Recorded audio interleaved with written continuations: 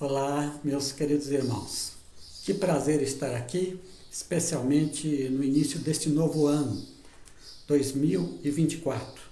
E espero de coração que esse ano seja um ano de bênção, um ano de prosperidade, um ano de bondade, um ano de amor para todos nós. Que bom estar aqui e eu gostaria novamente de compartilhar sempre mensagens que ajudem o povo, ajudem a todos nós a refletir um pouco acerca do Evangelho que nós temos recebido do Senhor Jesus Cristo. Hoje é 7 de janeiro, primeiro domingo do ano, e amanhã, segunda-feira, é 8 de janeiro, uma data especial para nós brasileiros, porque o ano passado, em 8 de janeiro de 2023, aconteceu algo terrível na nossa capital, Brasília. Milhares de pessoas invadiram a cidade e depredaram os prédios do Congresso Nacional, do Supremo Tribunal Federal e o Palácio Palácio do Planalto, onde é a chefia do Executivo. E esse foi um momento difícil, terrível para nós aqui do Brasil. E eu quero fazer uma reflexão hoje em cima dessa questão e dizer que a democracia, a aliança dos cidadãos, venceu o ódio naquele 8 de janeiro, no qual amanhã completamos um ano. Eu quero ler um texto da Palavra de Deus, Romanos capítulo 13, versículos 1 e 2. Todos devem sujeitar-se às autoridades governamentais, pois não há autoridade que não venha de Deus. As autoridades que existem foram por ele estabelecidas. Portanto, aquele que se rebela contra a autoridade está se colocando contra o que Deus instituiu. E aqueles que assim procedem trazem condenação sobre si mesmos. Numa democracia como essa que vivemos, há 3 autoridades que governam a nação.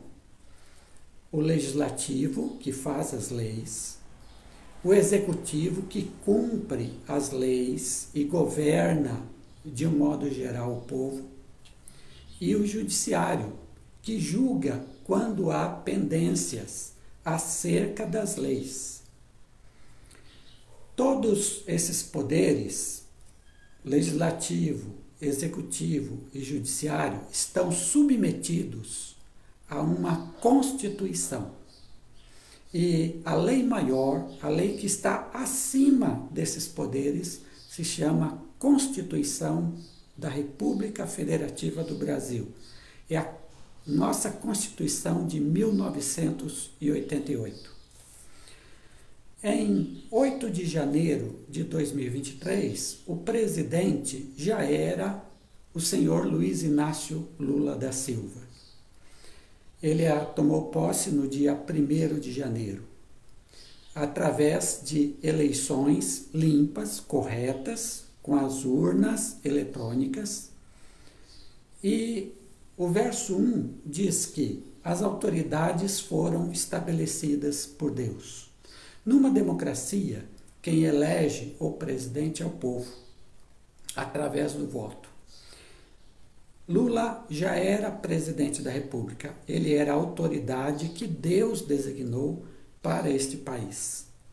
Assim como 4 anos antes, em 2018, foi eleito o presidente Jair Bolsonaro, que tomou posse no dia 1º de janeiro do ano seguinte e teve seus 4 anos de mandato. Ele, naquela época, também foi instituído por Deus. E agora, a partir de 2023, o presidente Lula foi instituído por Deus.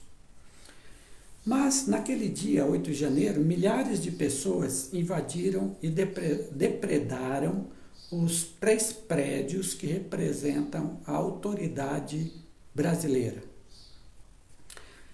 Todas aquelas pessoas desafiaram as autoridades. O verso de número 2 do texto de Romanos 13 diz assim: portanto, aquele que se rebela contra a autoridade está se colocando contra o que Deus instituiu. Ao invadirem os prédios das 3 autoridades que governam o Brasil, aquelas pessoas estavam desafiando, se rebelando contra autoridades que Deus havia instituído naquele momento. E neste grande número de pessoas que ali afluiu, haviam muitos que eram evangélicos, muitos que eram cristãos também, católicos, espíritas, muitos que eram cristãos estavam ali naquele grupo. Quando assisti os vídeos da invasão dos prédios, algumas coisas me chamaram a atenção, e isso eu vi nos vídeos. Um missionário de uma determinada igreja evangélica, ele disse que estava ali e ali ele estava decretando a vitória na guerra espiritual contra o mal, contra a corrupção, contra outras coisas. Ou seja, ele entendia que, ao estar ali, ele estava fazendo um serviço de Deus para tirar o governo que tinha sido eleito. Em uma outra sala, mulheres se reuniram e começaram a cantar o hino: Eu quero estar com Cristo quando a luta se travar. Elas também entendiam que ali era uma guerra e que Cristo estava do lado delas ao invadirem os prédios, ao desejarem destituir o presidente eleito e, desta forma, lutar para que alguma coisa fosse mudada. Pastores incentivaram a ida de fiéis a Brasília. Naquele 8 de janeiro, eu comecei a acompanhar à tarde pela televisão a invasão e o que estava acontecendo. E participo de grupos de WhatsApp de pastores. E quando a marcha ainda estava se encaminhando para aqueles prédios, em grupo de pastores eu vi os seguintes comentários: olha que coisa linda que o povo está fazendo em Brasília. Todos marchando pacificamente para pedir mudança e para pedir que a justiça seja feita. Depois, quando começaram as depredações, os comentários pararam. Mas havia entre os grupos de pastores que eu acompanhei uma alegria pelo fato daquilo estar acontecendo. E eles achavam que aquilo poderia realmente fazer uma mudança no país. O que é que queriam todos aqueles? Eles queriam destituir o presidente eleito, Luiz Inácio, e eles queriam que retornasse, através de uma intervenção militar, o ex-presidente Jair Bolsonaro. Ou seja, eles queriam se opor à Constituição brasileira, eles queriam se opor à democracia brasileira e eles queriam se opor às autoridades constituídas, conforme o texto de Romanos, capítulo 13. O que aconteceu com eles? A segunda parte do verso 2 de Romanos 13 diz que quando eles se rebelam contra as autoridades, diz o texto, aqueles que assim procedem trazem condenação sobre si mesmos. E isso novamente aconteceu, conforme diz a palavra de Deus. Trazem condenação para si mesmos. O que aconteceu com aquelas pessoas? Naquele dia, 8 de janeiro, e no dia seguinte, dia 9, a Polícia Federal prendeu 2.150 pessoas em flagrante. Logo em seguida foram liberados 750. Sobraram 1.400 pessoas presas que passaram pelos processos judiciais cabíveis. Abriram-se processos criminais durante todo o ano de 2023. 12 pessoas já foram condenadas, com penas entre 3 a 17 anos de prisão, por atentar contra a democracia. Faltam ainda centenas que estão em processo judicial. Inclusive, agora está começando o processo contra os financiadores e daqui a pouco contra os mentores, ou seja, aqueles que articularam todo esse movimento. Se cumpre assim a palavra de Romanos 13, trazem condenação sobre si mesmos. Se cumpriu, mais uma vez, o que a Bíblia diz. Qual o resultado de tudo isso? Primeiro, que a democracia venceu. A democracia venceu o movimento do 8 de janeiro. A Constituição brasileira foi respeitada, aquilo que ela determinou continua a acontecer de uma forma normal no Brasil. A população brasileira, de um modo geral, foi contra aquela invasão, aquela depredação, aquilo que aconteceu. E veja, quando eu digo que a população brasileira, estão incluídas pessoas que tanto votaram em Lula quanto em Bolsonaro, mas que não aceitaram aquele desrespeito às instituições. Os criminosos estão sendo julgados conforme a lei e o devido processo legal, e o novo governo está promovendo o crescimento, inclusive o crescimento econômico que nós tanto precisávamos, e está também cuidando dos mais pobres, o que é uma marca excelente para um governo que quer ser popular, um governo que quer cuidar de gente. O 8 de janeiro, portanto, que seria um dia terrível para a nossa democracia, deve ser comemorado como o dia da vitória da democracia. A democracia, que é essa aliança entre os cidadãos, a democracia venceu no Brasil. E isso é muito bonito, muito significativo, e significa que nós podemos ter vidas pacíficas e tranquilas durante a nossa existência. Sem guerras, sem guerra civil, sem ódios e sem nada que nos perturbe.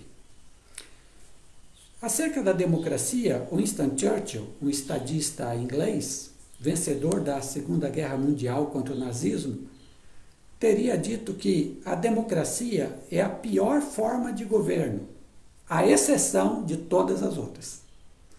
Então, isso que Churchill disse é algo que é verdadeiro, que é fantástico. A democracia tem seus lados negativos, tem suas falhas, mas ainda é a melhor forma de governo, disparadamente, sobre todas as outras. Assim, viver numa democracia é viver socialmente em paz, politicamente em paz. E é isso que todos nós desejamos. Ao povo cristão, e especialmente evangélico, eu quero dizer algumas coisas aqui. Não adianta ficar com jargões, achando que esses jargões, principalmente jargões evangélicos, vão mudar a realidade. Tipo assim, o Brasil é do Senhor Jesus Cristo. É um jargão que está aí, na boca de muitos. Tipo assim, está amarrado. Outro jargão, na boca de muitos. Tipo assim, vamos vencer a guerra espiritual. Outro jargão que está por aí. Gente, esses jargões, eles não adiantam nada, eles não mudam nada, eles não significam nada, porque são apenas palavras jogadas ao vento. Palavras jogadas ao vento. Isso não vai adiantar. Uma outra coisa que não vai adiantar para nós e para o progresso do Evangelho ficar engolindo sem pensar nas palavras de ordem de pastores e líderes religiosos, padres, guias e outros líderes também, bispos, missionários, etc. Não, você não pode engolir as palavras dos outros, mesmo que seja uma pessoa que você admire. Mas você, ao ouvir uma palavra, venha de quem vier, venha de mim, venha de qualquer pessoa, você tem que analisar, você tem que pensar, você tem que comparar com a palavra de Deus. Isso é correto. Então, não engula tudo que vem de líderes religiosos. Pense. Se ao pensar, ao analisar, você disser essa palavra é boa, aí aceite.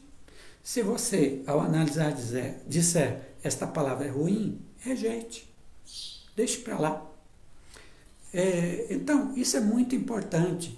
Paulo diz em uma de suas cartas, julgai os espíritos, se eles vêm de Deus. Quando Paulo diz isso, Paulo está falando das mensagens, das palavras que as pessoas falam, que os profetas falam.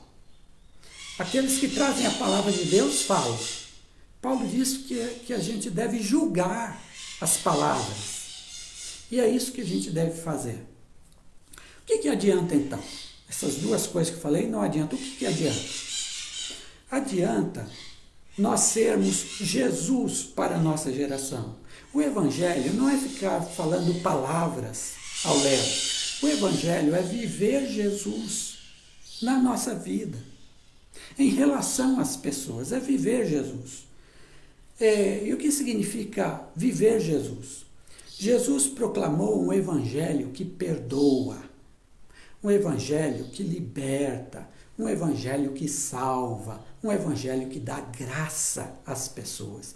Jesus não veio trazer um Evangelho que fica condenando as pessoas.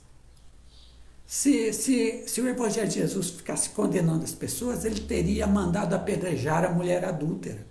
O Evangelho que Jesus trouxe é aquele que perdoa pecados, é aquele que reata amizades, é aquele na qual eu amo, eu tenho algo bom de edificação para a pessoa que está perto de mim, para a pessoa que necessita de mim. Então, é uma palavra que constrói as vidas, não que exala o ódio, não que faz o mal, não que prejudica, não que separa, não que divide, não que depreda. Não, é um evangelho que traz coisas boas. Jesus se preocupou com os pobres. E isso nós devemos fazer também. Quando perguntaram para ele, João Batista manda perguntar se tu és o Messias. Jesus diz assim: os cegos veem, os coxos andam, os surdos ouvem e aos pobres é pregado o Evangelho. Aos pobres é pregado o Evangelho. Jesus nos ensinou a amar os pobres, a amar aqueles que dentro da vida estão em pior condições que nós. Eu e você, não importa em que condição nós estejamos, nós somos chamados por Jesus a abençoar, a ajudar efetivamente aqueles que são mais pobres que nós. Jesus não discriminou as minorias do seu tempo, amou e conviveu com essas minorias. No tempo de Jesus, as minorias eram as mulheres, Jesus conviveu com elas, lembre-se das conversas com a mulher samaritana, com Marta e com tantas outras mulheres. Jesus valorizou as mulheres, ele tinha seguidoras que o seguiam.